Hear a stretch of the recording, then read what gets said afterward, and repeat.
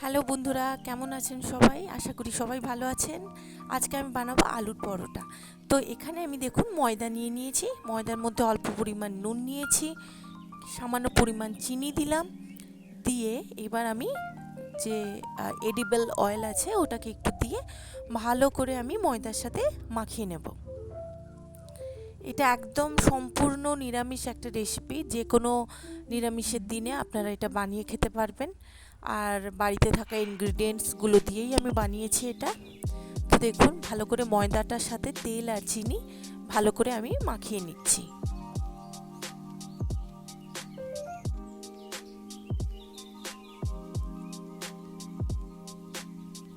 এখানে খুব বেশি ময়াম দেওয়ার দরকার নেই, কেন আলুটা পড়লে এমনিতেই পরোটাটা সফট হবে, তো সেই জন্য খুব বেশি ময়াম দেওয়ার এখানে দরকার নেই। তো অল্প একটু তেল দিয়ে, মানে ময়দার পরিমাণ অনুযায়ী আপনারা তেল দেবেন।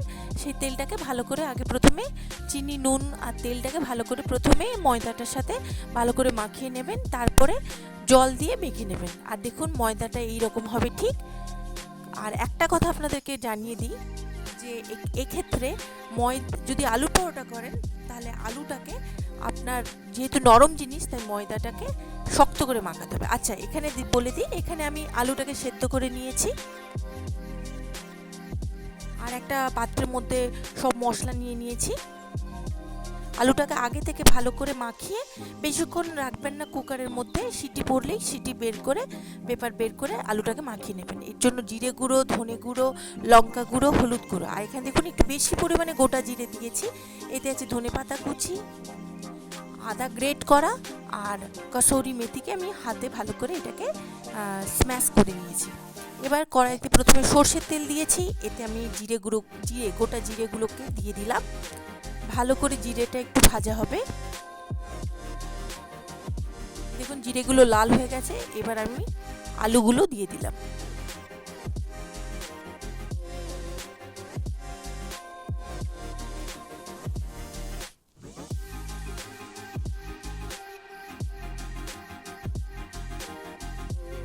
আর যে গ্যাসের যে আঁচটা একটু আস্তে রাখবেন, সিমে রাখবেন, যাতে করে আলুটা লেগে না যায়। তো আমি সব আলুগুলোকে এইভাবে জিরের মধ্যে দিয়ে দিলাম।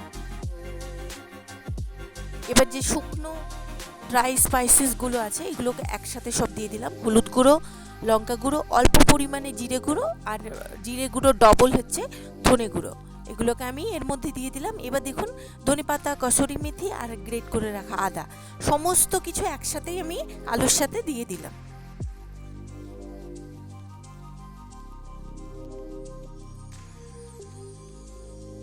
এবার পরিমাণ মতো নুনও দিয়ে দিচ্ছি, আর ব্যালেন্স করার জন্য অল্প একটু চিনিও আমি এখানে অ্যাড করব।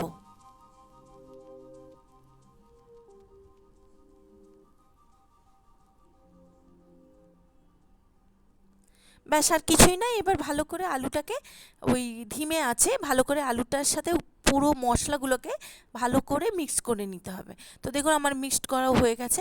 এবার আরেকটা প্রসেস আছে, সেটা হচ্ছে আলুটা তো প্রচণ্ড গরম থাকবে, তো প্রথমে আপনাকে এই আলুর যে পুরটা এটাকেও ঠান্ডা করে নিতে হবে।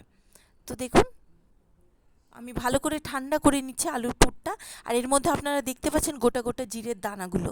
তো এটা সত্যিই খেতে খুব ভালো লাগবে। আপনারা এইভাবে গোটা গোটা জিরের পরিমাণটা একটু বেশি দেবেন, এতে আলাদা টেস্ট হবে। আমি চামচ দিয়ে হালকা হালকা করে নেড়ে এটাকে আলুটাকে পুরোপুরি ঠান্ডা করে নিচ্ছি।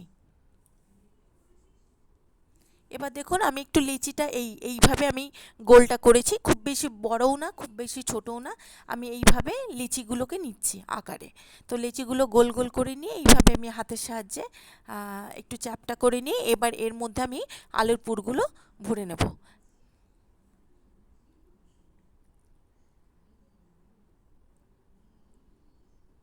দেখুন আলুটা পুরো ঠান্ডা হয়ে গেছে।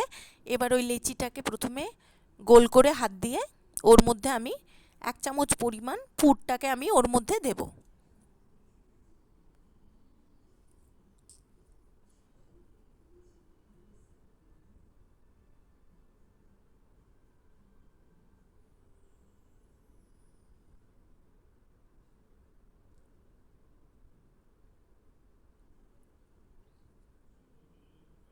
দেখুন একটা বানিয়ে ফেলেছি, এবার এইভাবে দ্বিতীয়টাও আমি আপনাদের সামনে এগুলোকে আমি ভরে নেব।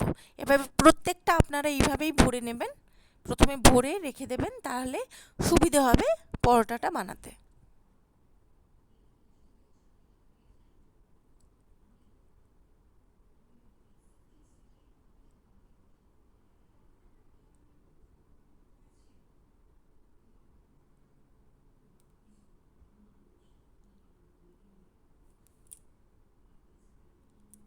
এইভাবে আমার বানানো কমপ্লিট।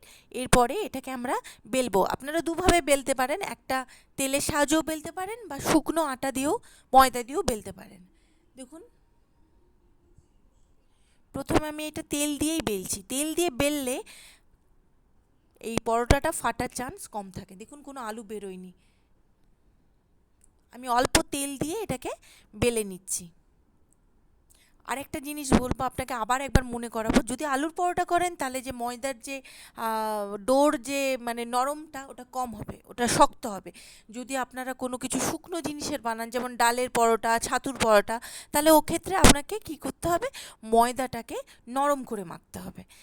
যেহেতু আমি এখানে আলুর পরোটা বানাচ্ছি, আলুটা নরম, তাই এখানে কি করতে হবে, আমি যে ময়দার যেটা ডো বানিয়েছি ওটা একটু হালকা শক্ত করে বানাতে হবে। তো আমি বানিয়েছি, দেখুন আমার যে পরোটাগুলো একদম কিচ্ছু হয়নি, সুন্দরভাবে হয়েছে।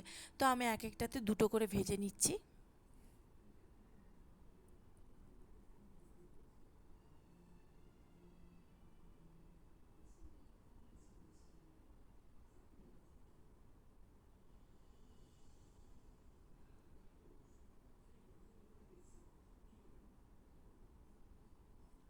পরোটাগুলো এদিক ওদিক করে, আর আঁচটা যেন জোরে থাকে পরোটা করার সময়, তাহলে কি হবে, পরোটার বাইরে যে ক্রিস্পিনেসটা থাকবে ওটা ওটা সুন্দরভাবে বজায় থাকবে, আবার প্লাস পরোটাটা নরম থাকবে। আপনারা যদি ধিমে আঁচে পরোটাটাকে অনেকক্ষণ ধরে ভাজতে থাকেন, তাহলে কি হবে, পরোটাটা শক্ত হয়ে যাওয়ার চান্স থাকে। তো সেক্ষেত্রে পরোটা যখন বানাবেন তখন আপনারা জোরে করে আঁচটা রেখে বানাবেন, তাতে পরোটাটা সুন্দর হবে। ভেতর থেকে একটু চিপে চিপে আলুর পরোটাগুলো প্রেস করে করে খুন্তি দিয়ে বানাবেন, তাতে ভেতরের আলুটাও সুন্দর ভাজা হয়ে যাবে।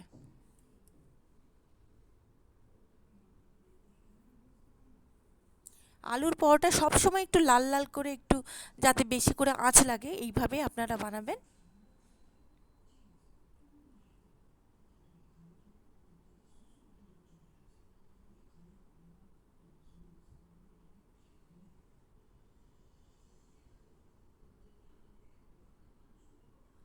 আমি এখানে লোহার তাওয়া নিয়েছি, আপনারা আপনাদের মতো করে ননস্টিকের প্যানও নিতে পারেন বা লোহার তাওয়াও নিতে পারেন। অবশ্যই এইসব জিনিসগুলো লোহার তাওয়াতে বেশি ভালো হয়।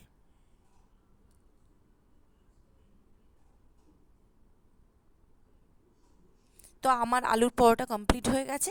এইভাবে প্রত্যেকটা আলুর পরোটা আপনারা বানিয়ে নেবেন আর এইভাবে পরিবেশন করবেন। হ্যাঁ, আর খেতে অবশ্যই ভালো লাগবে। নিরামিষ দিনে বানিয়ে দেখবেন। এর সাথে দইয়ের চাটনি দিতে পারেন বা টমেটো সস, যেটাই আপনাদের ইচ্ছে দিয়ে খেতে পারেন। আমি শুধু আলুর পরোটার রেসিপি দেখালাম। এবার আপনাকে একটা ছিঁড়ে দেখাচ্ছি যে আলুগুলো কি সুন্দরভাবে স্প্রেড করেছে, দেখুন।